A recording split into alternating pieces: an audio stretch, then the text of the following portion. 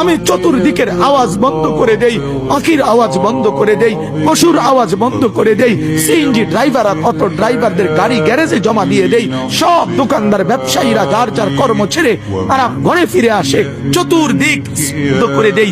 আল্লাহ বলেন তুমি ঘুমাবা বলে, তুমি ঘুমাবা বলে, তুমি ঘুমাবা বলে তোমার জন্য আমি দু চোখে ঘুম পাড়িয়ে দেই। তোমারে আমি মাথা ব্যথা দেই নাই, তোমারে আমি জ্বর দেই নাই, সর্দি দেই নাই। আজকের রাত এই জ্বর সর্দি থেকে মুক্ত রাখছি, তো আমি আল্লাহ তোমাকে ঘুম পাড়াবো বলে তোমার মা অসুস্থ, বাবা অসুস্থ, ছেলে অসুস্থ, স্ত্রী অসুস্থ, যদি এমন বিপদের খবর হইতো তাইলে তুমি ঘুমাইতে পারতা না।